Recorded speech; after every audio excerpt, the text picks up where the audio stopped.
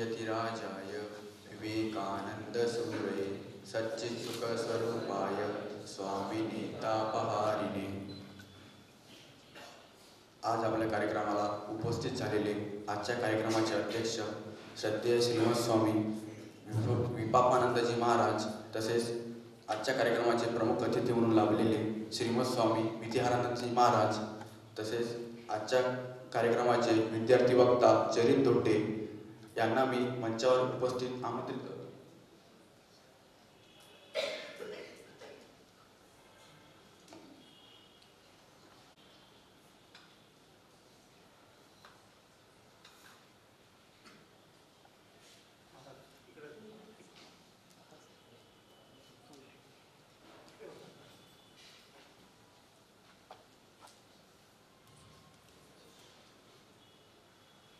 आज दिनांक 24 जानेवारी 2026 रोजी विवेकानंद विद्यार्थी भवन द्वारा आयोजित सरस्वती पूजनेचे द्वितीय दिवस द्वितीय पुष्प।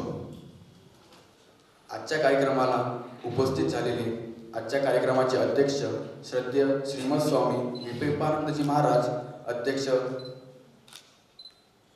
विपापानंदजी महाराज यांना माझा प्रणाम। तसेच आजच्या कार्यक्रमाचे प्रमुख अतिथी म्हणून लाभलेले श्रीमद स्वामी विद्यारानंदजी महाराज यांना सुद्धा माझा प्रणाम। तसेच कार्यक्रमाचे विद्यार्थी वक्ता चरित दोड्डे यांना माझा नमस्कार। उपस्थित सर्व साधुगण, श्रोतागण आणि सर्व भक्तांना माझा नमस्कार। स्वामी विवेकानंदांच्या ज्ञानाने, छत्रपती शिवरायांच्या पराक्रमाने आणि श्रीरामकृष्ण देवांच्या आदर्शाने पावन झालेल्या या महाराष्ट्र भूमीत आजच्या कार्यक्रमामध्ये सन्माननीय अध्यक्षांचे व प्रमुख अतिथींचे, मान्यवरांचे, साधुगण, भक्तगण या सर्वांचे मी शब्दसुमनाने स्वागत करतो। सरस्वती देवी ही आदिशक्तीचे रूप आहे। सरस्वती देवी ही ज्ञान, बुद्धी, वाचा, कला, संगीत आणि शिक्षणाची देवी आहे। यानंतर कार्यक्रमाचा पुढच्या टप्प्याला वळताना मी विवेकानंद विद्यार्थी भवनाचे विद्यार्थी यांना स्वागत गीत गायनाकरिता आमंत्रित करतो।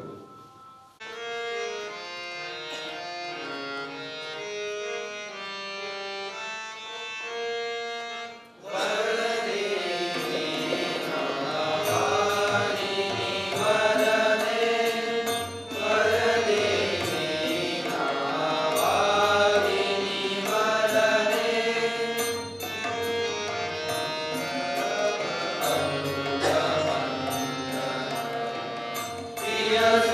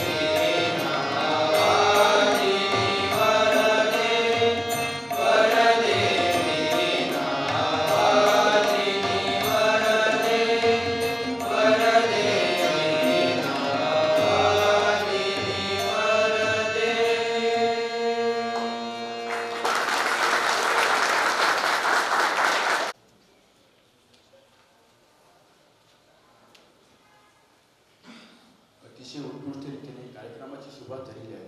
विद्यार्थ्यांनी सुमधुर स्वरांनी संपूर्ण अखंडानंद सभागृह प्रफुल्लित केलं आहे. त्याबद्दल विद्यार्थ्यांचे धन्यवाद मानतो. जिव्हाळ्याचे दोन शब्द कठीण काळात साथ देतात. आपुलकीचे हे धागे वादळातही मात देतात. कलाकारांचा जन्म तेव्हाच होतो जेव्हा श्रोते मनापासून गाण्याची दाद देतात. जेव्हा श्रोते मनापासून गाण्याची दाद देतात. आज आपल्या कार्यक्रमाला प्रमुख अतिथी म्हणून लाभलेले श्रीमद स्वामी विद्यारानंदजी महाराज सचिव रामकृष्ण मठ चंदीगड यांचे स्वागत करण्याकरिता मी श्रद्धेय श्रीमद स्वामी विपापानंदजी महाराज यांना विनंती करतो.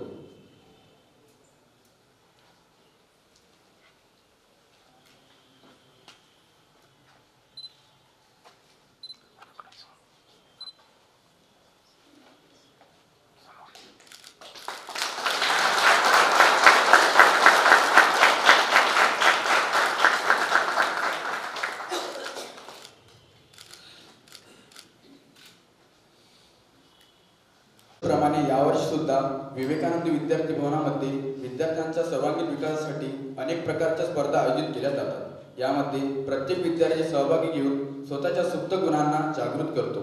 यामध्ये cricket, volleyball, table tennis, chess, elocution, debate, Bhagavad Gita अशा प्रकारच्या अनेक स्पर्धा आयोजित केल्या जातात व विद्यार्थी लेख व कविता लेखन करतात.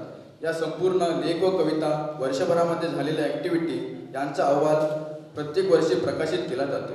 त्याचप्रमाणे यावर्षी सुद्धा विवेक वार्षिक प्रकाशित झाले आहे.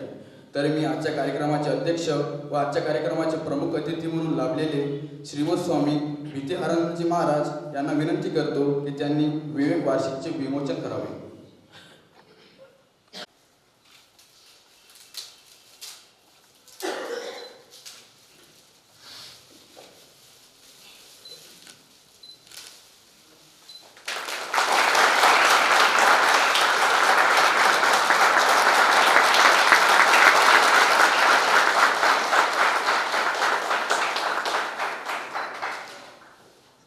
या संपूर्ण स्पर्धा घेण्यामागचा उद्देश म्हणजे विद्यार्थ्यांचा सर्वांगीण विकास व्हावा. शारीरिक शिक्षणासोबत विद्यार्थी या सर्वांगीण रीतीने कसा परिपूर्ण होईल.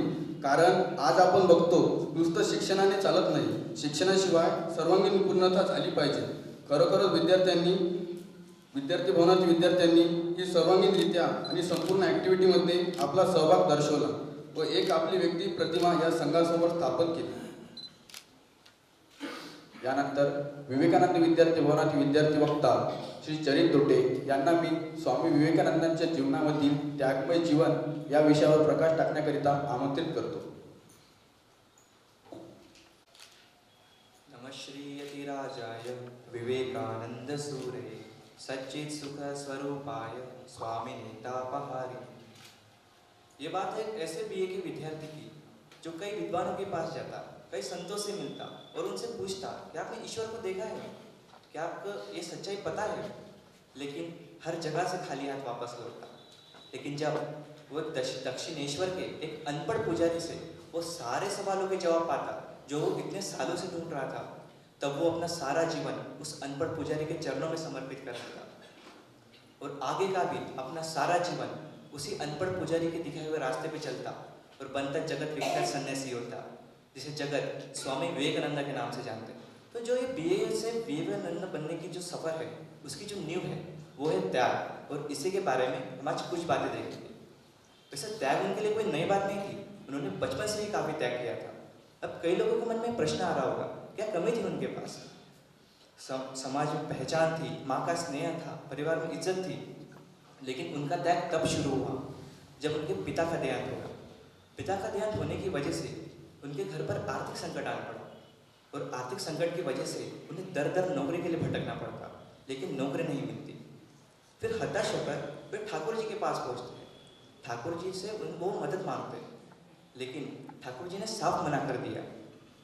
ठाकुर जी ने कहा, जो तुम्हें मांगना है वो माँ से मांगो, वो तुम्हें सब कुछ दे देगी. जब वे माँ के पास गए, एक बार गए, 2 बार गए, पर कुछ ना मांगा. जब वे तीसरी बार गए, तब थोड़ी देर से वापस लौटे. तब ठाकुर जी ने उनसे पूछा, मांग लिया जो मांगना था? तो उनके सामने वो रोने लगे. उन्होंने कहा, मैं जब माँ के सामने जाता हूँ तो मुझे शर्म आती है, मैं जब माँ के सामने जाता हूँ तो मैं अपनी मनोकामना भूल जाता हूँ कि मैं इतनी छोटी चीज, इतनी क्षुद्र चीज उनसे मांग रहा हूँ। इस समय पर कोई भी व्यक्ति धन मांगता, नौकरी मांगता, लेकिन स्वामी जी ने मांगा, माँ मुझे विवेक दो, मुझे वैराग्य दो। और यही सही असली त्याग की परिभाषा शुरू होती है। जब ये सब बातें उन्होंने ठाकुर जी को बताई, तब ठाकुर जी ने प्रसन्न होकर कहा कि जाओ, तुम्हें माँ तुम्हारे और तुम्हारे परिवार का 2 वक्त के अन्न का और वस्त्र का निवारण कर देगी, तुम्हें इसे चिंता लेने की कोई जरूरत नहीं। ऐसा कहते हुए जब ठाकुर जी ने उन्हें आश्वासित किया, तब उन्होंने अपना सारा जीवन ठाकुर जी के चरणों में समर्पित कर दिया और संन्यास ले लिया। संन्यास नीति नाम गया, खुल गया, पहचान गई, अब वे नरेन नहीं रहे। आज के समय में लोग नाम के लिए क्या कुछ नहीं करते, और इस युवक ने अपना नाम ही त्याग दिया। ये जानते हुए भी कि संन्यास का रास्ता इतना आसान नहीं है, ना ही कोई स्थायी घर है, ना ही कोई स्थायी जगह है, और ना ही कोई सुरक्षा है। इसके बावजूद उन्होंने संन्यास लिया। ठाकुर जी के महासमाधि के बाद इन्हें काफी कष्ट झेलना पड़ा, इनके ऊपर काफी संकट आए, पर फिर भी इन्होंने हार नहीं मानी। तब सुरेंद्रनाथ मित्रा के सपने में स्वयं ठाकुर आते हैं और उनसे कहते हैं, जाओ मेरे शिष्यों की रहने की व्यवस्था करवाओ। तब बरानगर में एक पुराना मकान काफी कम किराए पर मिल रहा था। तब वे सब वहां पर गए और उन्होंने जाना ये इतना कम किराए पर क्यों मिल रहा था। तो लोगों का मैं मानना था, तब लोगों का ये मानना था कि उस घर में भूत प्रेत है, इसकी वजह से वे काफी कम दाम के किराए पर मिल रहा था। पर पैसों की कमी होने की वजह से उन्हें वैसे घर में रहना पड़ रहा था। खाने के लिए अन्न नहीं था, पहनने के लिए वस्त्र नहीं थे। सारे शिष्यों को मिलाकर उनके पास सिर्फ 2 धोतियां थी, उसे भी वे बारी बारी पहनते और भिक्षा मांगने के लिए जाते। जब भिक्षा में भी कुछ ना मिलता तो वे फांसी के जंगल से बीम के पत्ते तोड़ लाते और उसे बिना किसी मिर्च मसाले के सिर्फ चुटकी भर नमक में उसे पकाते और ईश्वर का भोग समझकर उसे खाते। तब स्वामी जी बड़े मुस्कुराते हुए कहते, अरे भाइयों खाओ खाओ, आज तो दावत है, पेट भर के खाओ। ठाकुर जी ने महासमाधि लेने से पहले उन्हें कहा था कि तुम्हें शिव भावे जीव सेवा करनी है, लेकिन जिस जीव की उन्हें सेवा करनी है उसे जानना, उसे पहचानना, उसकी परेशानियों को जानना, ये काफी महत्वपूर्ण था। इसलिए उन्होंने निर्णय लिया कि वे भारत भ्रमण के लिए निकले। भारत भ्रमण के समय उनकी मुलाकात खेतरी के राजा अजित सिंह से होती है। वे उनके काफी अच्छे मित्र और शिष्य बनते हैं।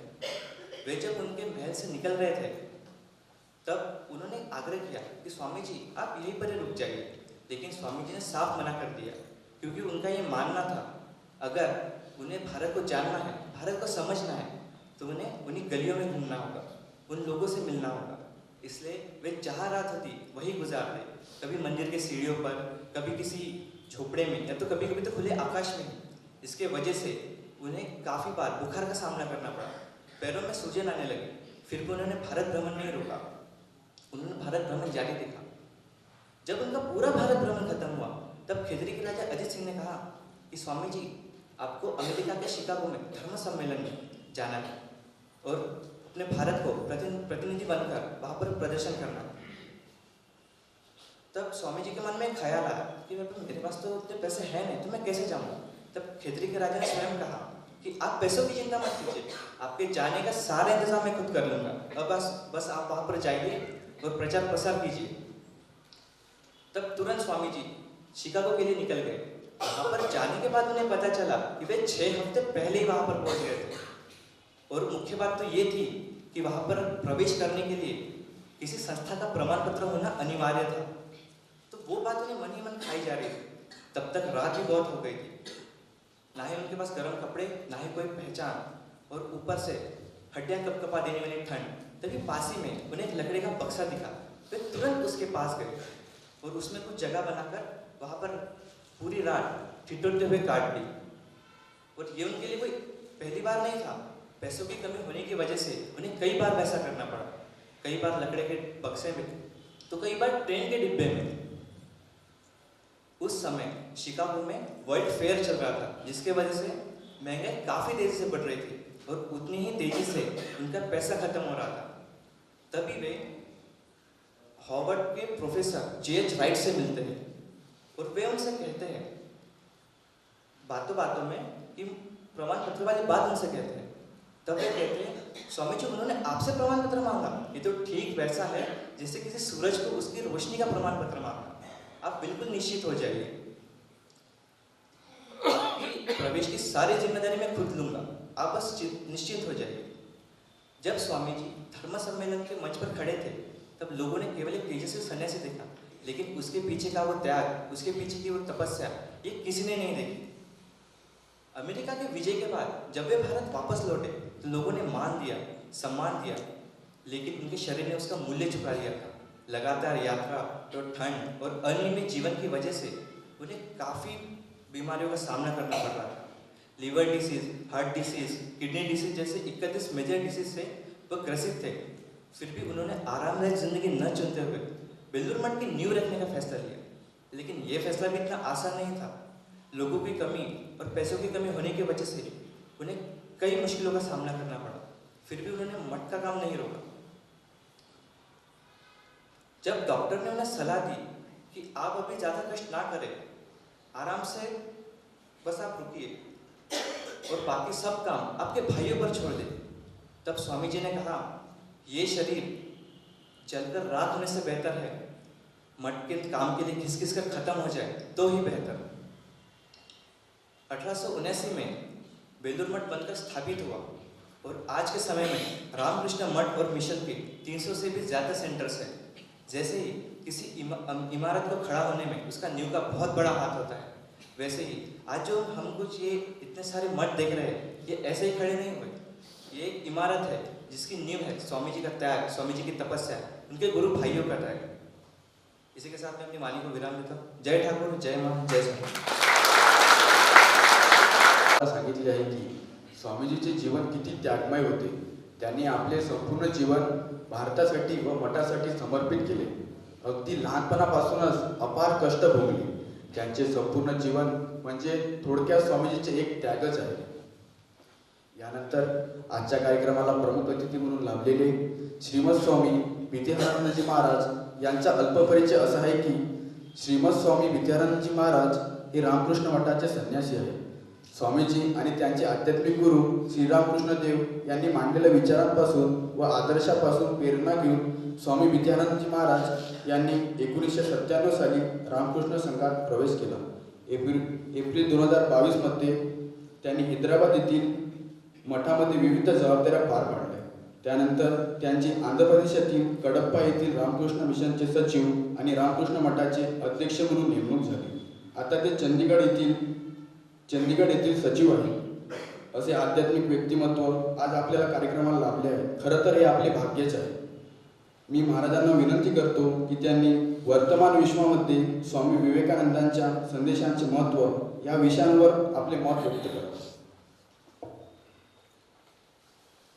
ओम सरस्वती महाभागे विद्ये कमललोचने विश्वरूपे विशालाक्षी विद्यां देहि नमोस्तुते।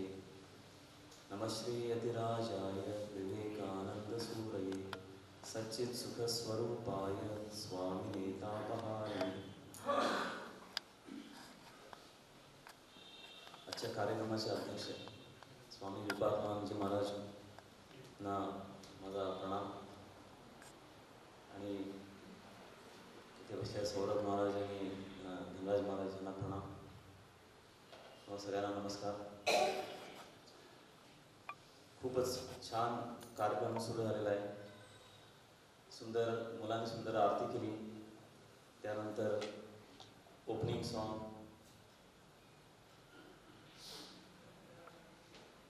आणि सूत्रसंचालन पण खूपच छान सुरू आहे।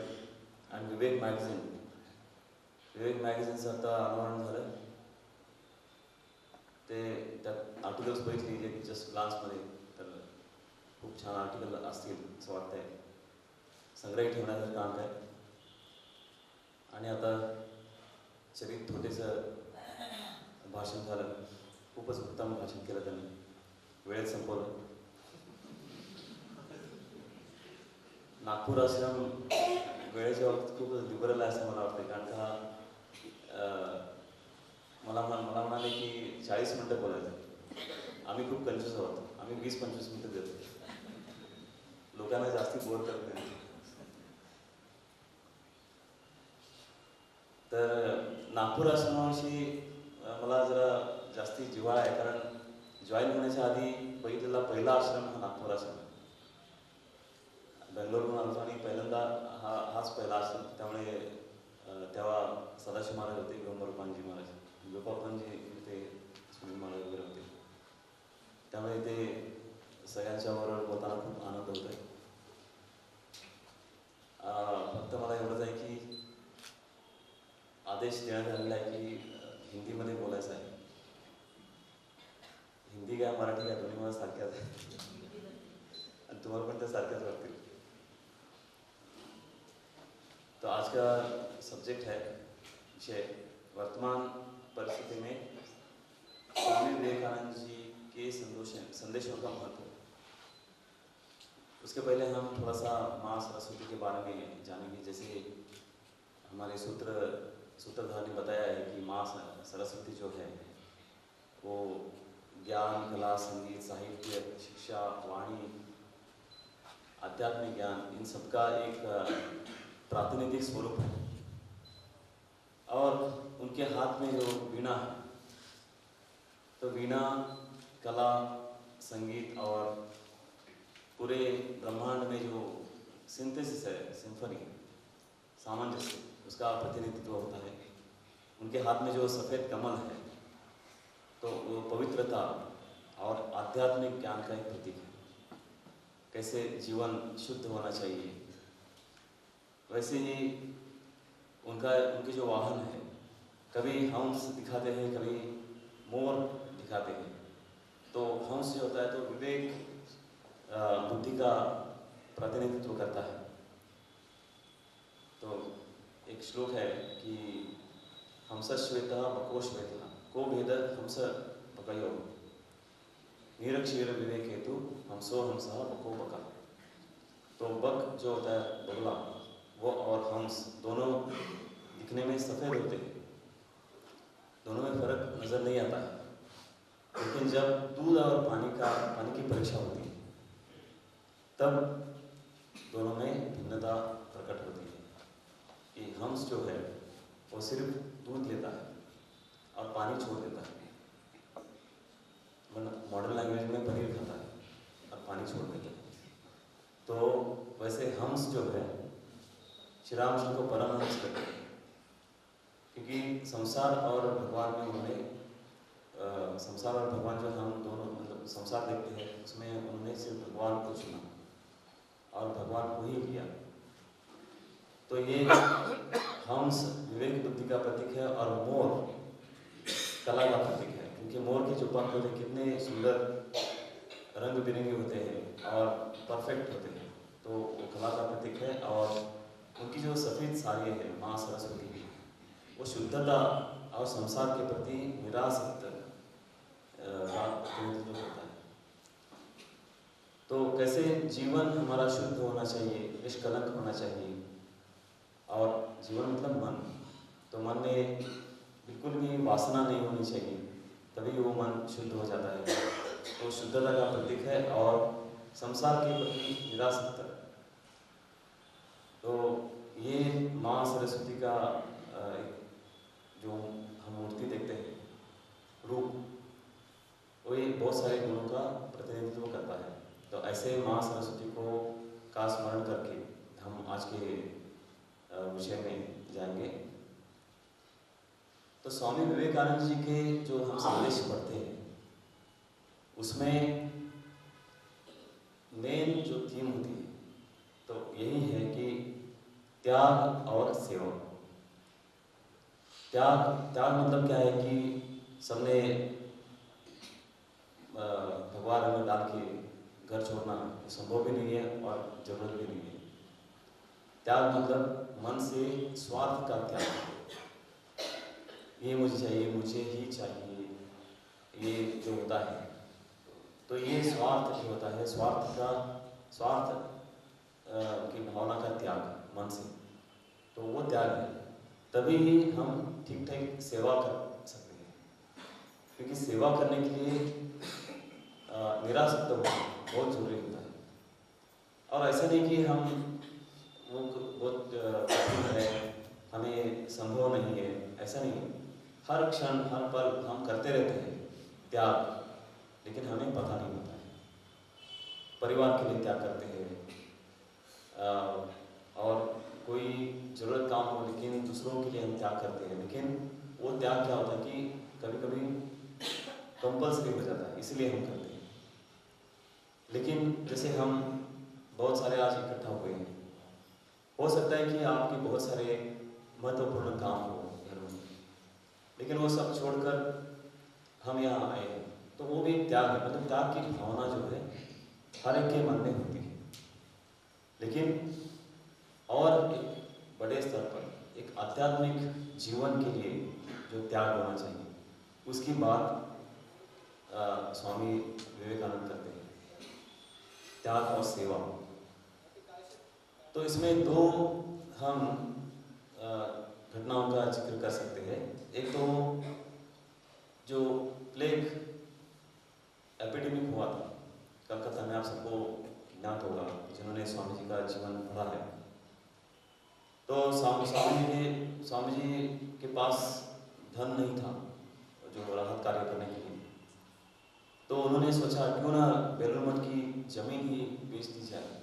तो उन्होंने वो तैयारी दिखाई कि अगर जरूरत पड़े तो बेलूर मठ की जो जमीन है वो भी बेचेंगे और राहत कार्य करेंगे। तो देववशात ऐसा नहीं हुआ, पैसे इकट्ठा हो गए, धनराशि इकट्ठा हो गई और जमीन बेचनी नहीं पड़ी, लेकिन उसमें उनका त्याग दिखाई देता है।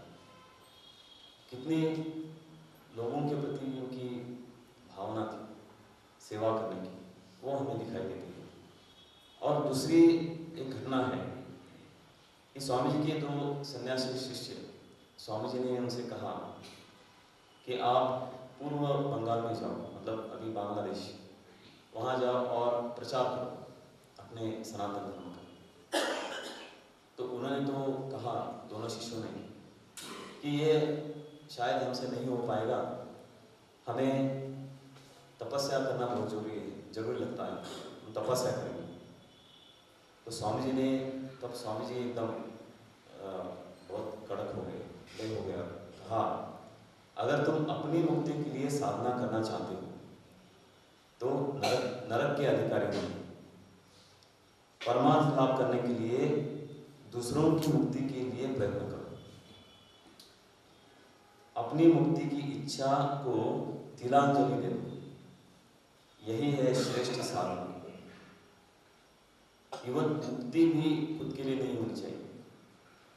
ये प्रसंग स्वामी जी के जीवन में ही आता है, जब स्वामी जी ने भगवान श्री रामकृष्ण से कहा, ठाकुर श्री रामकृष्ण ने कहा कि मुझे, मेरी इच्छा है कि मैं हमेशा समाधि में रहूं और सिर्फ शरीर रक्षा के लिए मेरा मन शरीर में आ जाए ताकि मैं थोड़ा अन्न ग्रहण कर सकूं। तब ये ठाकुर ने ये बात कही थी कि तुम इतने स्वार्थी होगे, मुझे पता नहीं था। मुझे तो लगा था कि तुम एक विशाल वटवृक्ष की तरह हो जाओगे, तुम्हारी छाया में बहुत सारे लोग आएंगे, दुखी कष्टी, और एक सांत्वना पाएंगे। तो ये स्वामी जी को एक नई दृष्टि मिल गई। तो यही बात स्वामी जी ने कही उन शिष्यों को कि अगर खुद की मुक्ति के लिए सिर्फ प्रयत्न करोगे तो नरक के अधिकारी होंगे। ये ऐसा स्वामी जी ने क्यों कहा? क्योंकि हम अलग नहीं हैं, वही परमात्मा तत्व जो है सब में बह रहा है, वो अपने में है, हम भी उसमें हैं। तो ईशावास्यमिदं सर्वं यत्किंच जगत्याम जगत्, जब ईशावास्य उपनिषद कहता है तो यही अर्थ है कि सब जगह ईश्वर का ही अधिष्ठान है। हमारा भ्रम है कि हम एक दूसरे को अलग मानते हैं, और यही बात मतलब एकत्व की बात स्वामी जी ने दिखाई थी। हम पढ़ते हैं कि शिकागो पार्लियामेंट ऑफ रिलीजन्स सर्वधर्म परिषद में स्वामी जी का जो व्याख्यान हुआ था, तो उसमें स्वामी जी ने केवल 5 शब्द कहे पहले कि sisters and brothers of America.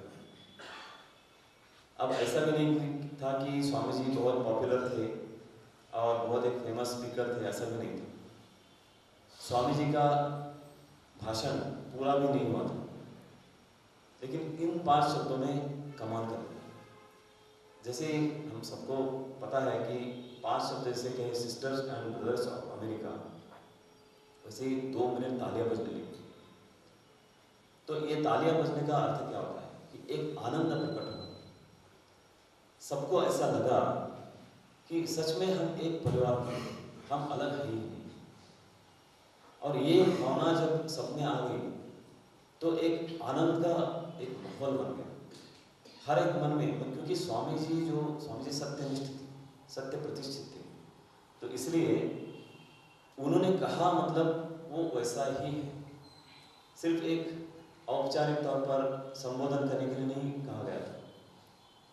Swami ji के मन में जो भावना थी वही भावना शब्द के रूप लेकर प्रकट हो गई थी, और वही भावना उन्होंने दूसरों के हृदय में डाल दी। जिसे संत ज्ञानेश्वर कहते कि या हृदय से ते हृदय, ये हृदय से ते हृदय। तो एक हार्ट से दूसरे हार्ट तक, एक हृदय से दूसरे हृदय में ये भावना का संचार हो गया इस भावना में, और वही प्रकट हो गई। क्योंकि तालियां हम कब बजाते हैं? जब आनंद होता है, जैसे बच्चे तालियां बजाते हैं। तो ये जो प्रसंग हम जब ऐसे विचार करते हैं तो हमें पता चलता है कि एक चैतन्य शक्ति जो है उसको स्वामी जी ने जागृत किया। और वैसे ही कल्पतरु ने जो हम मनाते हैं 1 जनवरी को, ठाकुर ने भी सबने एक चैतन्य शक्ति का संचार कर दिया। तो ये कैसे होता है? ये होता है इसलिए क्योंकि जैसे हमारे वेदों में, शास्त्रों में कहा गया है कि एक ही तत्व जो है सब में है, विराजमान है। तो ये तत्व जब जागृत हो जाता है तब एक आनंद की अनुभूति आ जाती है। और इसलिए स्वामी जी ने कहा था त्याग और सेवा, दूसरों की मुक्ति के लिए प्रयत्न करो, तब अपनी भी मुक्ति हो जाएगी। इसलिए हम जब प्रार्थना करते हैं कि सर्वे भवन्तु सुखिनः, सर्वे सन्तु निरामयाः, सर्वे भद्राणि पश्यन्तु मा कश्चित् दुःखं भवेत्। तो सब लोग सुखी हो, मतलब उसमें मैं भी आता हूँ।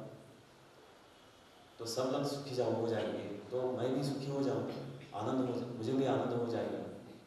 लेकिन मैं अगर खुद के लिए सिर्फ प्रार्थना करूँगा, मान लीजिए एक बार हम कल्पना करते हैं कि सब लोग दुखी है, मैं सिर्फ सुखी हूँ, क्या हम सुखी हो पाएंगे? नहीं हो पाएंगे, क्योंकि सबके सुख में ही हमारा सुख होता है। और इसको जब आध्यात्मिक दृष्टि मिल जाती है तो वही साधना हो जाती है, वही एक मुक्ति का मार्ग बन जाता है। तो यही स्वामी जी ने दिखाया। और सेवा के बारे में हम एक घटना याद कर सकते हैं। प्रेमानंद जी महाराज, बाबूराम महाराज बेलूर मठ में पूजा करते थे। तो बहुत साल पूजा उन्होंने की। एक बार स्वामी जी ने कहा उनसे, बाबूराम बहुत पूजा हो चुकी है तुम्हारी, अब किसी दूसरे को पूजा करने दो, तुम जाओ और सेवा करो। तो स्वामी जी का जो शब्द था, मतलब वो आदेश था, फाइनल आदेश। तुरंत बाबूराम महाराज ने पूजा का जो सामग्री थी वहीं रख दी मंदिर में और चले बेलूर गांव में गए। वहाँ पहले उनको एक बुजुर्ग महिला मिली। उनको पूछा उन्होंने कि क्या सेवा चाहिए, कुछ चाहिए क्या? गरीब थी, लेकिन उन्होंने कहा मुझे कुछ नहीं चाहिए। ये एक बात होती है, अगर हम सेवा करना चाहते हैं लेकिन दूसरा लेना नहीं चाहता तो ये बहुत बड़ा हमें मन में कष्ट हो जाता है। तो इसलिए सेवा करते समय सेवा जो स्वीकार करता है सेवा का, उसका ही धन्यवाद करना चाहिए। तो बाबूराम महाराज गए, आगे गए तो कुछ गरीब घर के बच्चे जिनको ठीक से कपड़े नहीं थे, खाने पीने के लिए नहीं थे, उनको कुछ बच्चों को लेके आए बेलूर मठ में, उनको स्नान करवाया और नए कपड़े दिलवाए, खाना पीना सब कुछ दे दिया, अच्छा से खिलाए पिलाए और उनको घर छोड़ के आए। शाम को जब स्वामी जी ने पूछा बाबूराम महाराज से कि बाबूराम आज कैसा लगा सेवा करके, तो बाबूराम महाराज तो एकदम उनको आध्यात्मिक आनंद हुआ था। उस आनंद के अवस्था में ही बोले कि आज मुझे ऐसा लगा कि मैं ठाकुर को ही साक्षात ठाकुर को ही सब कुछ कर रहा हूँ। तो अगर त्याग होगा मन में और त्याग की भावना के साथ हम सेवा करते हैं तो एक आनंद की अनुभूति आ जाती है और वही मुक्ति हो जाती है। मुक्ति कुछ अलग चीज नहीं है, अलग वस्तु नहीं है। तो स्वामी जी ने जो ये सब संदेश दिए थे उसको मतलब करीब 100 साल से भी ज़्यादा हो गए, लेकिन आज भी उतने ही वो फ्रेश लगते हैं, ताज़े लगते हैं, क्योंकि मन बदल रहा है। जगत, हम जब कहते हैं कि जगत बदल रहा है, संसार बदल रहा है, हमारा मन बदल रहा है और इस बदलते मन को यही एक आधार है स्वामी जी के संदेशों का।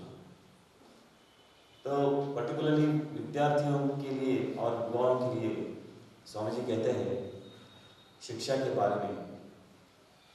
स्वामी जी का आशय था कि शिक्षा से चरित्र निर्माण की आवश्यकता है और समाज के प्रति प्रेम भाव होना चाहिए, सहायता की तैयारी होनी चाहिए। तो चरित्र निर्माण, अच्छा चरित्र निर्माण की आवश्यकता है, वही शिक्षा है। नहीं तो बहुत सारी डिग्रीज ले ली, बहुत इंफॉर्मेशन ले ली, लेकिन वो क्वालिफिकेशन होता है, वो एजुकेशन उसको नहीं कहलाया जाता है। तो चरित्र निर्माण, स्वामी जी कहते हैं चरित्र कैसे बनता है, तो अच्छा चरित्र अगर बनाना है तो अच्छे विचार मन में डालने चाहिए, क्योंकि विचारों के अनुसार अपने शरीर के द्वारा कार्य होते हैं। अब विचार कैसे बनते हैं? जो आंखों के द्वारा, कानों के द्वारा हम जो सुनते हैं वही विचार में परावर्तित हो जाते हैं और उसके बाद उसके अनुसार हमारे जीवन में कार्य होते हैं। तो अगर बचपन से कोई ऐसे माहौल में बड़ा हो जो माहौल खराब है, लेकिन उसके मन में वही संस्कार हो गए तो उसका चरित्र वैसा ही बनेगा। लेकिन अगर उसको अच्छे विचार अगर देंगे बचपन में तो उसके जीवन में उसके शरीर के द्वारा अच्छे कार्य होंगे और उसका चरित्र अच्छा बनेगा। तो विचारों के द्वारा अच्छा चरित्र बनता है, इसलिए अच्छे विचार मन में आना बहुत जरूरी होता है। और स्वामी जी कहते हैं कि शिक्षा का उद्देश्य संपत्ति इकट्ठा करना नहीं है, शिक्षा का उद्देश्य होता है ज्ञान लाभ करना जिससे मुक्ति हो जाए। तो इसमें दो प्रसंग आते हैं। एक, ठाकुर श्री रामकृष्ण जब छोटे थे तो उनको उनके बड़े भाई ने कहा कि जाओ स्कूल जाओ, कुछ पढ़ा लिखा करो। तो ठाकुर ने उत्तर दिया, मुझे संपत्ति कमाने की विद्या नहीं चाहिए, मुझे ऐसी विद्या चाहिए जिससे भगवान लाभ हो सकता है, ईश्वर प्राप्ति हो सकती है, परमात्मा प्राप्ति हो सकती है और जिससे मुक्त हो जा सकता है, जीव मुक्त हो जाता है। और वही बात भक्त प्रहलाद ने अपने पिताजी से कही थी। जब हिरण्यकशिपु ने उनको प्रहलाद जी को भेजा गुरुकुल में और प्रहलाद जी सब कुछ सीख के आए, तब हिरण्यकशिपु ने उनसे पूछा कि क्या सब शिक्षकों ने सब बताया, सब सिखा दिया कि एक राजा को दूसरे राजा के साथ कैसे व्यवहार करना चाहिए, एक राजा को अपने नौकरों के साथ कैसे व्यवहार करना चाहिए, एक राजा को अपने शत्रुओं के साथ कैसा व्यवहार करना चाहिए, ये सब कुछ सिखाया? तो प्रहलाद जी ने कहा, ये सब कुछ सिखाया, लेकिन मुझे उसमें कुछ रुचि नहीं है, क्योंकि मेरे लिए भगवान सर्वत्र है, मेरे लिए सब भगवान के ही रूप हैं। और कहते कि सा विद्या या विमुक्त है, वही विद्या है जिससे हम मुक्त हो सकते हैं। तो education is a manifestation of perfection already in man. तो विद्या जो है, विद्या से क्या प्राप्त करना है, शिक्षा से क्या हमें मिलना चाहिए, यह हमें पहले सोचना होगा। और इसलिए स्वामी जी कहते हैं कि सारी शिक्षा का ध्येय है मनुष्य का विकास। और जो शिक्षा साधारण व्यक्ति को जीवन संग्राम में समर्थ नहीं बना सकती, जो मनुष्यों में चरित्र बल, परहित भावना तथा सिंह के समान साहस नहीं ला सकती, यह भी कोई शिक्षा है। जिस शिक्षा के द्वारा जीवन में अपने पैरों पर खड़ा हुआ जाता है, वही शिक्षा है। तो अपने पैरों के ऊपर खड़ा होना मतलब क्या है कि जीवन में अनेक संकट आते हैं, दुख कष्ट आते हैं, ऐसी परिस्थितियां निर्माण हो जाती है कि आगे पूरा अंधकार दिखता है। तो ऐसे परिस्थितियों में भी अपने मन को संभाल के रखना, यही अपने पैरों पर खड़ा रहने से। नहीं तो हमें तुरंत क्या हो जाता है कि हम निराश हो जाते हैं, हमें समस्या का कुछ हल नहीं मन में आता है। तो ऐसे परिस्थिति में एक मन में विश्वास रहना कि मैं इस परिस्थिति का सामना कर सकता हूँ, ये विश्वास रहना यही महत्वपूर्ण होता है। तो जीवन संग्राम, जीवन एक संग्राम है। जैसे कुरुक्षेत्र में अर्जुन की अवस्था हो गई थी, मन की परिस्थिति हो गई थी कि वो मोहित हो गया था। अपने ही परिवार के लोग, उनके साथ उसको युद्ध करना था और उसके मन में पलायन करने का विचार आ गया। तो हमारे जीवन में भी यही जीवन संग्राम है। कई बार ऐसे हो जाता है कि अवॉइड करने की कोशिश होती है, समस्या को टालने की कोशिश होती है, लेकिन समस्या टलती नहीं, वो उसका रूप बदल जाता है, समस्या टलती नहीं। राधा जितना हम समस्या से भाग जाएंगे, कठिन परिस्थितियों का सामना नहीं करेंगे, उसका उतना परिस्थिति का बल बढ़ जाता है और हम क्षीण हो जाते हैं। तो इसलिए जीवन संग्राम में हमारा मन बलवान बनाना, यही हमें शिक्षा से प्राप्त होना चाहिए। तो इसलिए स्वामी जी कहते हैं कि जीवन संग्राम में समर्थ बनना है। समर्थ केवल जीवन संग्राम में परिस्थिति से लड़ना नहीं है, समर्थ बनना है, उससे हमें शक्ति मिलनी है। और इसमें बहुत सारे फैक्टर्स आते हैं, ऐसा नहीं कि इतना आसान नहीं है, पर कठिन परिस्थितियों के साथ सामना करना इतना आसान नहीं होता है। उसके लिए बहुत गुणधर्म आवश्यक होते हैं जीवन में। जैसे कि स्वयं को समझना कि मेरी ताकत क्या है और मेरी कमजोरियां क्या है। पर्टिकुलर युवाओं के लिए ये बहुत जरूरी है, क्योंकि उनके अनुभव कम होते हैं और मन में एक कंपैरिजन होता है दूसरों के साथ, तुलना करते हैं कि उसने ऐसा किया तो मुझे भी वैसा ही करना है। लेकिन उस समय हमारे जीवन में या हमारे मन की क्या कितनी स्ट्रेंथ है, ताकत कितनी है और वीकनेस क्या है, कमजोरियां क्या क्या है, ये हमें समझना बहुत जरूरी होता है। तो उसके बाद उसके ऊपर हम काम कर सकते हैं। बिना अगर हम ये समझ के हम अगर जाएंगे, जीवन में आगे बढ़ने की कोशिश करेंगे, तो निराशा और असफलता ही मिलेगी। और इसके लिए हमें क्या आवश्यकता है, जैसे स्वामी जी कहते हैं उच्च ध्येय चाहिए और उच्च आदर्श चाहिए। लॉजिकली स्वामी जी कहते हैं कि जो आदर्श हम स्वीकार करते हैं मन में, उस आदर्श के गुण हमारे में आ जाते हैं। अगर हम स्वामी विवेकानंद का आदर्श रखेंगे सामने, तो स्वामी विवेकानंद का साहस, स्वामी विवेकानंद जी का धैर्य, उनकी बुद्धिमत्ता, उनका ज्ञान, ये सब गुण हमारे में आ जाएंगे जितने आवश्यक है। लेकिन अगर हम कुछ ऐसा आदर्श रखेंगे जो आजकल होता है कि फिल्म स्टार या खिलाड़ी, तो वही गुण हमारे में आ जाएंगे। तो हमारे सामने एक चॉइस होता है कि क्या करना चाहिए। तो आदर्श के गुण आ जाते हैं, इसलिए अच्छा आदर्श होना और कभी भी खुद को कम नहीं समझना, ज़्यादा बड़ा भी नहीं समझना है, लेकिन हम नीचा भी नहीं देखना है खुद को। स्वामी जी कहते हैं कि all powers is within you, you can do anything and everything, believe in that, do not believe you are weak. तो सब शक्ति जो है हमारे में है। कैसे है? क्योंकि हम उस चैतन्य के साथ, चैतन्य शक्ति के साथ हमेशा कनेक्टेड है।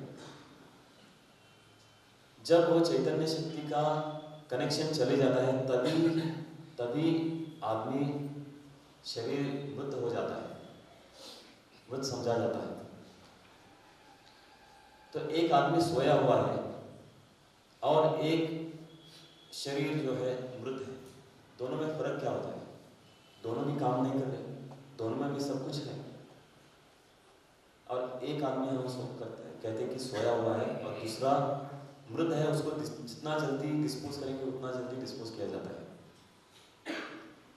ऐसा क्यों होता है? क्या नहीं है इसलिए वो मृत है, और क्या है इसलिए वो जीवित है, कार्य करने न करने पर भी।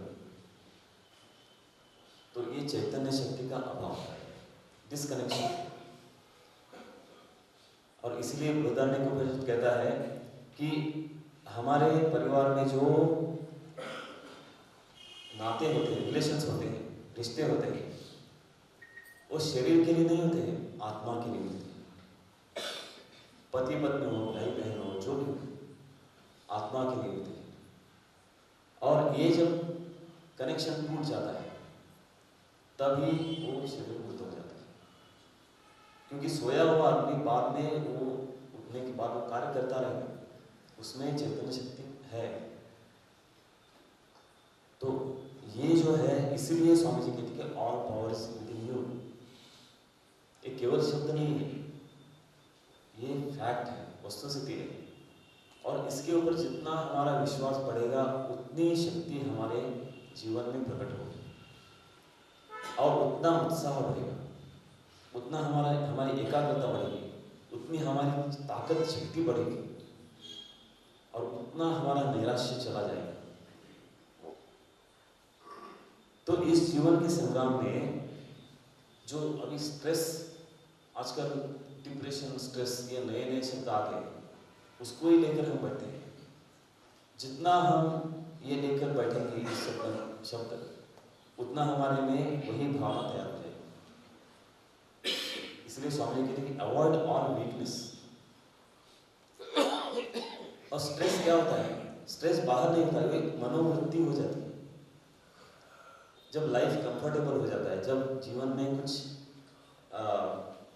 फाइट नहीं होती, वार नहीं होता, युद्ध नहीं होता है, तब ये जीवन जब एकदम कंफर्टेबल हो जाता है, सब कुछ ठीक ठाक चल रहा है, तब आदमी कठिन परिस्थितियों से डरता है और एक मनोवृत्ति बना लेता है।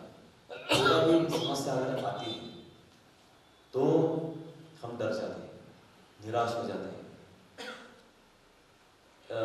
नीट में रैंक नहीं मिली, नैराश्य आ गया। यूपीएससी में पास नहीं हुआ, नैराश्य आ गया। अब जीवन ही पूरा अंधकार में हो जाता है। बाकी बहुत सारे सोर्सेस, ए प्लान बी अगर करेंगे तो कभी नैराश्य नहीं आएंगे। हम प्रकृति से बहुत कुछ सीख सकते हैं। जैसे स्वामी जी कहते हैं कि nature is an open book, only you should know how to read.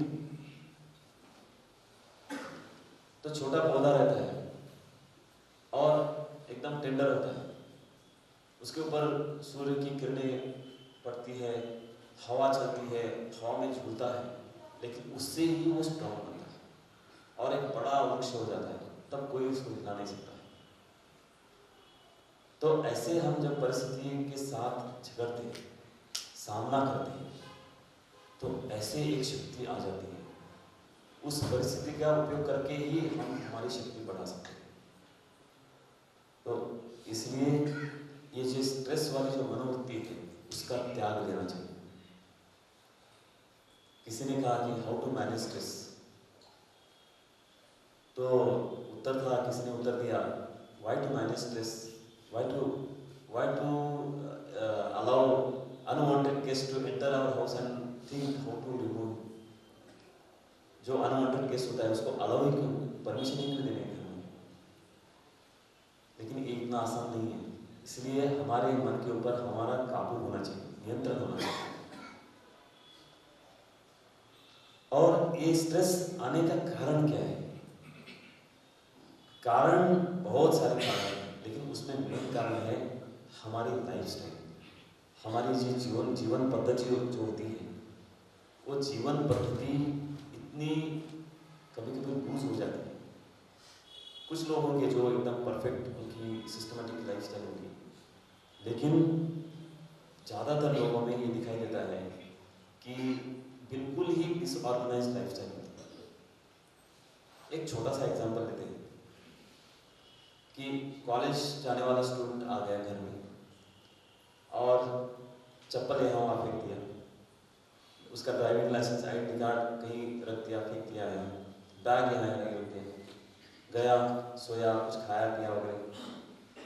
अब दूसरे दिन जब कॉलेज जाने का समय आ जाता है तब वो ढूंढने लगता है, कहाँ है ड्राइविंग लाइसेंस, कहाँ है उसका आईडी कार्ड, कहाँ है बैग। उसमें ही उसका समय चला जाता है और ठीक से उसको मिलता नहीं, और शायद उसमें उस दिन उसकी एग्जाम हो सकती है। अब उसके मन में टेंशन हो जाता है, आईडी कार्ड नहीं मिल रहा है, ड्राइविंग लाइसेंस नहीं मिल रहा है, और फिर मिल जाता है। मिलने के बाद वो दौड़ता है, गाड़ी पे बैठता है और गाड़ी फास्ट चलाता है। अब फास्ट चलाने के बाद उसके मन में ख्याल ही नहीं, मतलब रास्ते पे जा रहा है, सिग्नल है, कुछ नहीं, और कुछ हो जाता है, दुर्घटना हो जाती है। इसके पीछे कारण क्या है? केवल 1-2 मिनट का संयम अगर रखता, ठीक से एक जगह पे सब कुछ रख देता सिस्टमेटिक, और उसको दूसरे को ढूंढने की आवश्यकता ही नहीं थी, तुरंत मिल जाता है कहाँ रखा। ऐसे अगर हमारी लाइफस्टाइल हो, सिस्टमेटिक लाइफस्टाइल, जीवन पद्धति, अपना खाना पीना सोना सब कुछ अगर सिस्टमेटिक हो जाए तो कहाँ से स्ट्रेस आएगा? ये जगह ही नहीं बचेगी।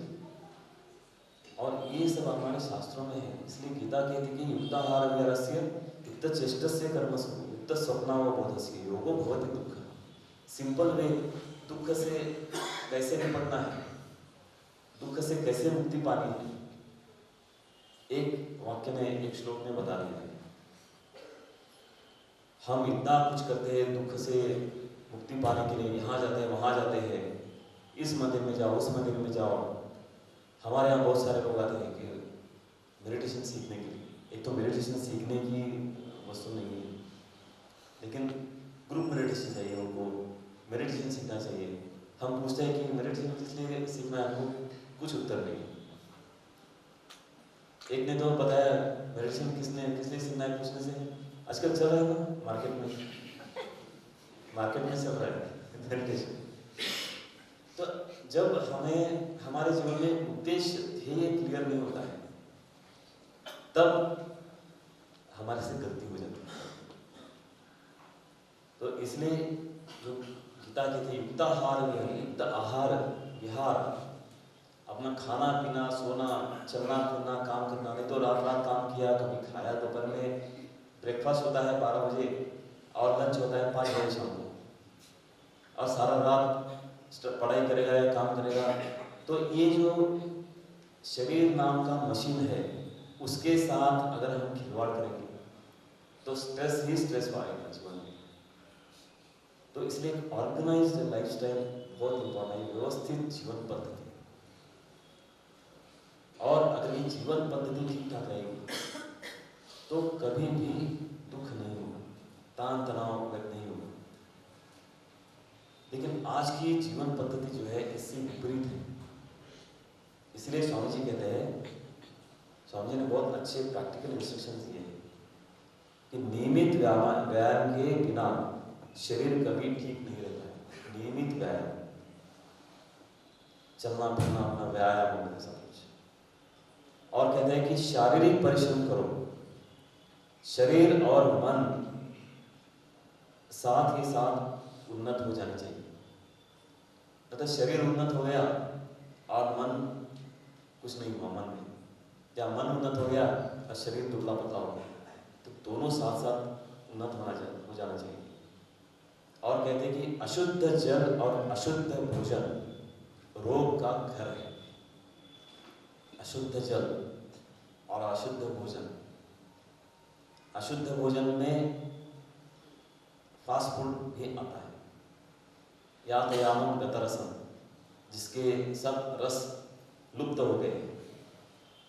ऐसे अन्न जो होते हैं वो दूषित होते हैं, अशुद्ध होते हैं। और ऐसे अशुद्ध जो अन्न होते हैं उसका ग्रहण करने से फिर रोग ही रोग हो जाएगा। और जीवन में अपयश आते हैं। जीवन में कभी हर समय यश से भरा हुआ ऐसा नहीं होता है। अपयश आएंगे, आते हैं, लेकिन निराश नहीं होना चाहिए, उससे हमें सीखना चाहिए। अपयश से भी बहुत कुछ सीख देता है और उसकी मीमांसा करनी चाहिए। जब अपयश आता है तब हम डिप्रेस हो जाते हैं, लेकिन उसमें हमें मीमांसा, एनालाइजेशन करना चाहिए। क्यों आया, मेरा कहाँ मैं कम पड़ गया। ये जब एनालाइजेशन करते देते हैं तब अगली बार हम वो करेक्शन कर सकते हैं उसमें। और इसलिए इसके बारे में स्वामी जी कहते हैं, हमारा पहला कर्तव्य यह है कि अपने प्रति घृणा न करें, कभी खुद को नीचा नहीं देखना है, अपने प्रति कभी घृणा न करें। क्योंकि आगे बढ़ने के लिए यह आवश्यक है कि पहले हम स्वयं में विश्वास रखें। हमारा खुद के ऊपर विश्वास होना चाहिए और फिर ईश्वर पे। देखिए, पहले खुद के ऊपर विश्वास होना चाहिए, बाद में ईश्वर में विश्वास। जिसे स्वयं में विश्वास नहीं, उसे ईश्वर में कभी भी विश्वास नहीं हो सकता। तो स्वयं में विश्वास होना, पर्टिकुलरली स्टूडेंट्स के लिए एग्जाम हॉल में एग्जाम लिखते समय स्वयं में विश्वास होना बहुत जरूरी है। क्योंकि हमेशा हमें क्या लगता है कि दूसरे का उत्तर ठीक है, मेरा उत्तर गलत है, इसलिए कॉपी करने की टेंडेंसी आ जाती है। कॉपी करने की वृत्ति क्यों आ जाती है? खुद के ऊपर विश्वास नहीं होता है। मैंने जो पढ़ा है, मुझे जो पता है, मैं जो लिख रहा हूँ वो सही नहीं है, यह विश्वास होता है। तो इसलिए ये अपने ऊपर विश्वास रखना, इससे ही हमारा जीवन यशस्वी बन जाता है, सक्सेसफुल हो जाता है। नचिकेत जो कठोपनिषद में आता है, वो कहता है कि बहु नामे में प्रथमा, बहु नामे में मध्यमा। तो बहुत लोगों में मैं प्रथम हूँ और बहुत लोगों में मैं मध्यम हूँ। इसका मतलब क्या है कि मैं कभी भी थर्ड क्लास स्टूडेंट नहीं हूँ, फर्स्ट क्लास है, सेकंड क्लास। इतना विश्वास होना चाहिए। और ये विश्वास जब रहेगा, लेकिन एक बात है, विश्वास और अहंकार दोनों एकदम बिल्कुल ही विपरीत है, भिन्न है। विश्वास, खुद के ऊपर विश्वास रहना, और ईगो, अहंकार रहना। अहंकार नाश कर देता है, लेकिन विश्वास जो है, विश्वास उन्नति कर देता है। और जब विश्वास नहीं रहता है खुद के ऊपर, तब क्या हो जाता है कि आज जो हम देख रहे हैं परिस्थिति कि लोग भ्रष्टाचारी क्यों हो जाते हैं, इसलिए हो जाता है कि खुद के ऊपर विश्वास नहीं होता। भविष्य में मैं क्या करूँगा, उसके ऊपर विश्वास नहीं होता है। तो ये स्वामी जी के बहुत सारे ऐसे जो संदेश हैं, उनका रोज हमें चिंतन करना चाहिए। रोज एक संदेश लेकर उसके ऊपर अगर हम जितना चिंतन करेंगे, उतना हमारे जीवन में एक ऊर्जा आ जाएगी। क्योंकि स्वामी जी के जो शब्द है, वो आज भी जब हम पढ़ते हैं सिर्फ, तभी भी इतनी ऊर्जा आ जाती है। और जब हम उसके ऊपर चिंतन करेंगे तो कितनी ऊर्जा आ जाएगी। तो इसलिए हम आज के इस शुभ अवसर पर माँ सरस्वती को स्मरण करके उनके गुणों के ऊपर ध्यान करके और स्वामी जी के संदेशों का ध्यान करके हम प्रार्थना करते हैं कि हमारा जीवन उज्जवल हो और आनंदमय हो। धन्यवाद।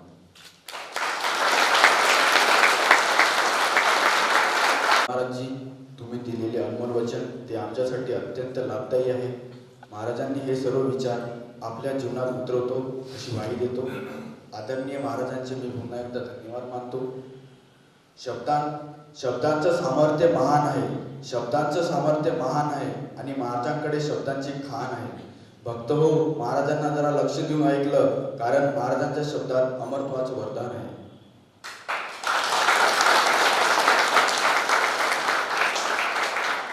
यानंतर आजच्या कार्यक्रमाचे अध्यक्ष श्रद्धेय श्रीमद स्वामी विपापमानंदजी महाराज यांना मी विनंती करतो की त्यांनी आशीर्वचनांनी आम्हाला लाभान्वित करावे।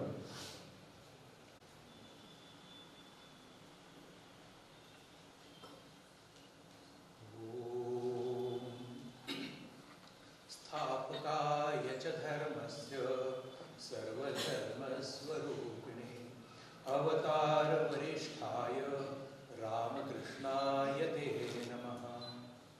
यथाग्निर्दाहिका शक्ति रामकृष्णे स्थिता हिया सर्वविद्यास्वरूपां तां शारदां प्रणमाम्यहम्।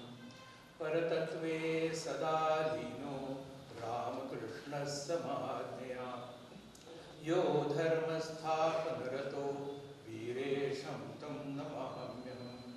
नमस्ते शारदे देवी काश्मीरपुरवासिनी त्वामहं प्रार्थये नित्यं विद्यादानं च देहि।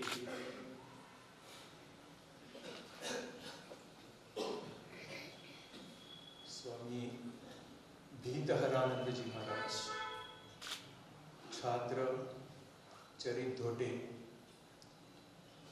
साथ ही सामने उपस्थित मेरे सन्यासी बंधु और भक्तवृंद। वैसे तो अध्यक्ष के रूप में यहाँ पर स्वामी राघवेंद्रानंद जी महाराज आने वाले थे, लेकिन सुबह उन्होंने मुझे आज्ञा की कि तुम्हें यहाँ पर कुछ आशीर्वचन देना है। एक बात तो आपके ध्यान में आई होगी, इतने सालों से आप मठ में आ रहे हैं। साधारण जून जुलाई में 12वीं का रिजल्ट हो जाता है। 12वीं का रिजल्ट होने के बाद नए विद्यार्थी, नए छात्र हमारे विद्यार्थी भवन में आते हैं। उस समय उनको आप लोगों ने देखा है, कैसे रहते हो? डरे हुए, थोड़े से सहमे से, किसी से बात करना हो तो करना या नहीं करना, सामने नहीं आना, इस प्रकार के रहते हैं। और अब 6 महीने हो गए हैं, आप लोगों ने देखा यहाँ खड़े रहकर किस प्रकार वो अपना वक्तव्य आपके सामने प्रस्तुत करते हैं। अर्थात क्या हो गया कि उनका जो एक चरित्र था, उनका व्यक्तित्व था, उस व्यक्तित्व के ऊपर एक भीति का आवरण था। और धीरे धीरे यहाँ आने के बाद वह भीति का आवरण नष्ट हो जाता है। आज के जो प्रमुख वक्ता है स्वामी जी, उनका नाम क्या है? भीतिहरानंद। भीतिहरण ये नाम है शिव का। और स्वामी विवेकानंद तो शिव के अवतार ही है, तो स्वामी जी भी क्या हो गए? भीतिहर हो गए। और ऐसे स्वामी जी, ऐसे शिव, ऐसे भगवान श्री रामकृष्ण, उनमें जिनको आनंद है वे स्वामी भीतिहरानंद। तो ये जो भीतिहर, हमारे मन में जो डर है, उस डर को नाश करने का काम यहाँ पर ये जब विद्यार्थी आ जाते हैं तो उनका हमारा पहला काम क्या रहता है कि उनका जो डर है मन में वो निकाल देना। वैसे तो निडर होती ही है, जैसे माइकल एंजेलो कौन थे, मूर्तिकार। वो जब उनको किसी ने पूछा कि आप मूर्ति कैसे बनाते हैं, तो बोले मैं मूर्ति बनाता नहीं, पत्थर में पहले से ही मूर्ति अवस्थित रहती है, मैं सिर्फ उसमें से ऊपर से अनावश्यक जो भाग है वो निकाल देता हूं। अनावश्यक भाग निकलते ही क्या हो जाता है, मूर्ति अपने आप प्रकट हो जाती है। तो ये जो विद्यार्थी यहाँ पर आते हैं उनमें जो अनावश्यक भीति जो है, वो अनावश्यक भीति जब हम निकाल देते हैं तो क्या हो जाता है, उनका जो मूल स्वरूप है वो स्वरूप प्रकट हो जाता है, निडर स्वरूप। यानी स्वामी विवेकानंद जी को जो आवश्यक था, स्वामी विवेकानंद क्या कहते हैं कि हम ऐसा मनुष्य देखना चाहते हैं जिसका विकास समन्वित रूप से हुआ हो। यानी सर्व दृष्टि से यहाँ आने के बाद उन बच्चों को हम इस प्रकार की शिक्षा देते हैं कि उनका विकास, यानी एक बच्चा यहाँ आता है तो लोगों के साथ किस प्रकार व्यवहार करना चाहिए, साथ साथ किस प्रकार व्याख्यान देना चाहिए, किस प्रकार खेलना चाहिए। किसी को संगीत में रुचि हो तो संगीत के बारे में, कल आप लोगों ने देखा कि हमारे विद्यार्थियों ने तो सब भजन वगैरह गाए थे, कहां से आया ये?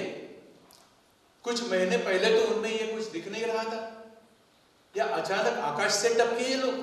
नहीं, ये सब इस प्रकार मेहनत कर करके उनके जो वार्डन स्वामी जी थे वे और अन्य जो भक्त हमारे, उनके साथ बैठकर उन्होंने ये सब सिखाया। यानी उनमें जो एक अनावश्यक जो भाग था वो निकाल दिया, उनके अंदर जो एक मूर्ति थी वो मूर्ति प्रकट अपने आप हो गई। और यही बात स्वामी विवेकानंद हमें बताते हैं कि हमें इस प्रकार करना चाहिए हर एक व्यक्ति को, सिर्फ विद्यार्थियों के लिए नहीं, हमारे। एक बात मुझे याद आ रही है, कुछ साल पहले एक यहाँ ऐसे कार्यक्रम चल रहा था, उत्सव, सरस्वती उत्सव का। एक विद्यार्थी के पिताजी यहाँ पर आए और उसी दिन उस लड़के को यहाँ कुछ प्रस्तुति करनी थी। यहाँ स्लाइड्स दिखाए गए थे और स्लाइड के साथ साथ, शायद कल वही है ना, तो उसके साथ वो बोल रहा था और इतना अच्छी तरह से वो प्रस्तुत कर रहा था वो कि वो जो पिताजी उसके थे उन्होंने पूछा मुझे कि क्या महाराज ये मेरा ही लड़का है? यानी कितना फर्क उसमें हो गया था कि अपने पिता भी, उनको भी विश्वास नहीं हो रहा था कि मेरा बच्चा इस प्रकार कर सकता है। और ये क्यों हो गया? तो उनमें स्वामी जी के विचार जो अलग अलग प्रकार के हैं, और विशेष करके अभी भय रहित होना, यह जो विचार है वो एक बार नहीं तो बहुत लोगों का होता है, मैंने देखा है कि ऐसे सामने खड़े रहे, एक 20-25 लोग रहे तो भी पसीना आ जाता है। लेकिन जब इस प्रकार धीरे धीरे वो बच्चों के सामने वहां बोलते रहते, पहले 10, 15, 20, 25, 50 और बाद में इस यहाँ पर इतने सारे लोगों के सामने आराम से बातें करते हैं। क्यों करते हैं? ये भय जो है वो भय चले जाता है। और यही हमें जो शक्ति है वो शक्ति पहचानना है, सिर्फ विद्यार्थियों के लिए नहीं तो हम सब के लिए। और स्वामी विवेकानंद यही बात हमारे सामने रखते हैं। उनके लेटर्स आप लोगों ने पढ़े होंगे, तो लेटर्स में एक जगह पे उन्होंने बहुत ही सुंदर बात यहाँ पर कही है। वे कहते हैं, एक संस्कृत श्लोक, मेरे ख्याल से उनका ही रचित है वो श्लोक, बहुत ही सुंदर श्लोक है। किं नाम रोदिसि सखे त्वयि सर्वशक्तिः आमंत्रयस्व भगवन् भगदं स्वरूपम त्रैलोक्य मेतत् अखिलम पदपादमूले आत्मैव हि प्रभवते न जडः कदाचित्। बहुत सुंदर बात, ये तो मुझे बहुत अच्छा श्लोक लगता है। हर एक को यह कंठस्थ करके अपने जीवन में लाना चाहिए। स्वामी जी यहाँ पर कहते हैं हे सखे, सखे यानी हे मित्रों, हमें वो मित्र बताते हैं। मित्र बताना, हम किसको मित्र कहते हैं? जो अपना रहता है। और जैसे ऐसी कुछ बातें रहते हैं जो हमारे माता पिता भाई बहन उनको नहीं बताते, लेकिन किसको बताते हैं? अपने मित्र को बताते हैं। तो स्वामी विवेकानंद अपने मन की बात यहाँ पर हमारे सामने रख रहे हैं, हमें बता रहे हैं कि हे सखे, हे मित्र, कह रहे हैं तुम क्यों रो रहे हो? किन नाम रोदिशि सखे, रो क्यों रहे हो? मैं ऐसा हूं ऐसा हूं। ये बच्चे आते हैं तो उनको किस प्रकार के लगता है, कहते मैं कर सकूंगा या नहीं कर सकूंगा, मन में डर रहता है। स्वामी जी ने अभी यही बात कही कि जब डर, ये गंड जो है वो गंड चला जाएगा, डर चला जाएगा, तो वो कहते हैं कि सब शक्ति तो तुम्ही में ही है, सिर्फ ऊपर का जो आवरण है वो आवरण हमें निकाल देना है। और आगे कहते हैं हे भगवान, अब मानो हमें वो बोल रहे हैं कि तुम मनुष्य नहीं हो, भगवान हो, तुम्हारे अंदर वो भगवान है, उसको मानो। कहते हैं कि अपना ऐश्वर्यमय स्वरूप विकसित करो। हमारा जो व्यक्तित्व है वो व्यक्तित्व ढका हुआ है, उस व्यक्तित्व को प्रकाशित करो। जो मूर्ति हमें गठित करनी है, ऊपर वाला जो अज्ञान का पर्दा है, अनावश्यक भाग है, वो निकाल डालो। रो मत, शक्ति तुम्हारे अंदर है, तुम स्वयं मूर्ति हो, भगवान हो। यहां पर कह रहे हैं कि हे भगवान, अपना ऐश्वर्यमय स्वरूप विकसित करो। और कहते हैं ऐसा होने से क्या हो जाएगा? ये तीनों लोग तुम्हारे पैरों के नीचे है, अब मैं ऊपर। देखिए कितनी शक्ति आ जाती है कि अरे मैं सब कुछ कर सकता हूं, मुझ में इतनी शक्ति है। जगत को कुचल डालने की शक्ति मुझ में है। कुचलना यानी कुछ मारपीट नहीं करना है, तो उससे ऊपर उठकर कुछ करना, उनकी सेवा करना, जगत का कल्याण करना, जगत हिताय कर्म करना, इसके लिए मुझ में शक्ति है, वो कहते हैं। और कहते हैं ये शक्ति कोई जड़ की शक्ति नहीं है। मैं जड़ नहीं हूं। मैं कौन हूं? मैं आत्मा, अहम ब्रह्मास्मि। मुझ में वो शक्ति है, सामान्य शक्ति नहीं है। जड़ शक्ति जो है वो कम ज्यादा हो जाती है। कोई दुबला व्यक्ति है, वो दुबला व्यक्ति भी बड़े बड़े कर्म कर सकता है। क्यों कर सकता है? क्योंकि उसमें आत्मिक बल होता है। और ये कहते हैं कि ये आत्मिक बल इस हरेक लड़के में, इतना ही नहीं, हम सबके जीवन में आना चाहिए। और तभी क्या हो जाएगा कि तभी हमारे मन से ये भीति निकल जाएगी। और यही स्वामी जी का आदेश है, स्वामी जी का उपदेश है और स्वामी जी का आशीर्वाद भी है। तो आज ही प्रतिज्ञा करते हैं हम लोग कि ये जो हमारी भीति है वो मन से निकाल डालेंगे।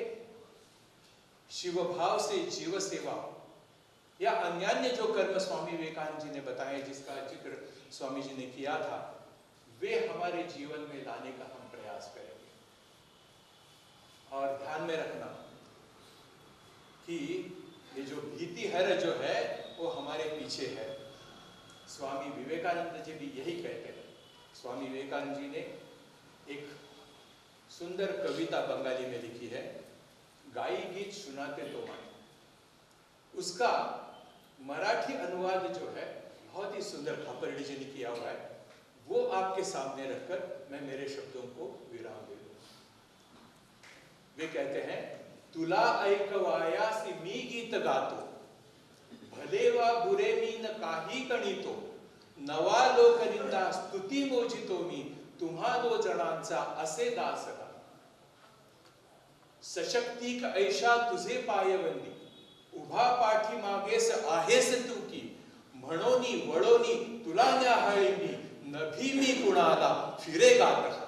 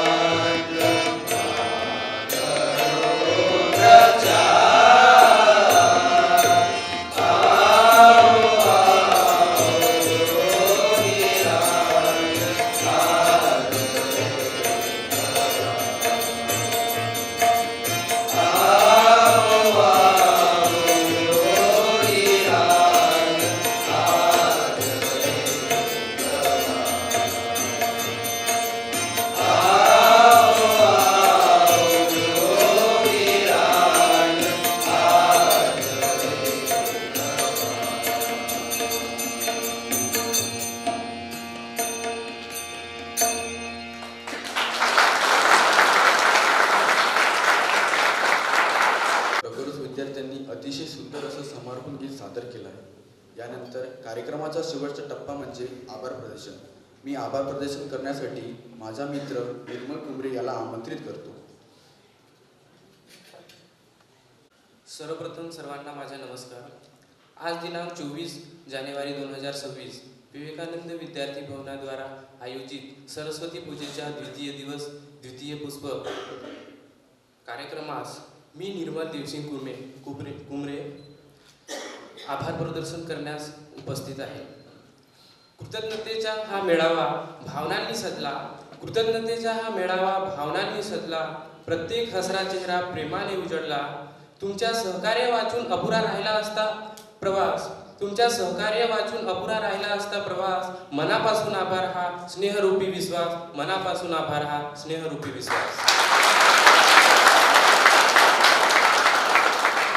आजच्या या कार्यक्रमाचे अध्यक्ष ज्यांनी आपला बहुमूल्य वेळ काढून या कार्यक्रमाला उपस्थिती दर्शवली व आपल्या आशीर्वचनाने आम्हाला लाभान्वित केले असे परमपूज्य श्रीमद स्वामी विपाकमानंदजी महाराज यांचे मी ऋण व्यक्त करतो.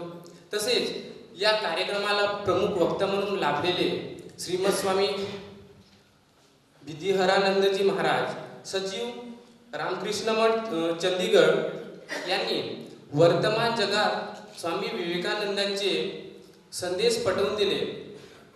यांची मी ऋण व्यक्त करतो.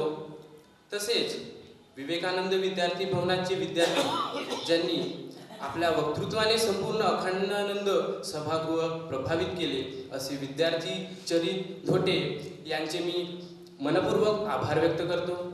तसेच आजच्या या कार्यक्रमाला ज्यांनी संगीताची साथ दिली व आपल्या मधुर स्वरांनी आम्हाला मंत्रमुग्ध केले असे विवेकानंद विद्यार्थी भवनाचे विद्यार्थी व त्यांना मार्गदर्शक म्हणून लाभलेले दिलबाजी काका व डोरले काका यांचे मी आभार व्यक्त करतो. तसेच ज्यांच्या मार्गदर्शनाखाली आजचा हा कार्यक्रम पार पडला असे विवेकानंद विद्यार्थी भवनाचे भवनपालक श्रीमद स्वामी महाबलानंदजी महाराज यांचे मी ऋणपूर्वक आभार व्यक्त करतो. तसेच ज्यांनी या कार्यक्रमाचे चित्रीकरण केले असे राकेशजी यांचे मी ऋणपूर्वक आभार व्यक्त करतो. तसेच ज्यांच्या मदतीने आजचा हा कार्यक्रम पार पडला असे विवेकानंद विद्यार्थी भवनाचे विद्यार्थी यांचे मी हृदयपूर्वक आभार व्यक्त करतो.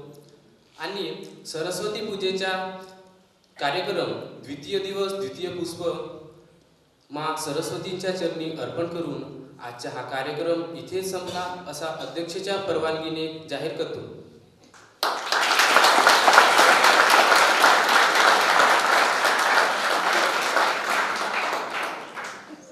सर्वांना विनंती आहे की प्रसादाची व्यवस्था केली आहे तरी सर्वांनी लाभ घ्यावा.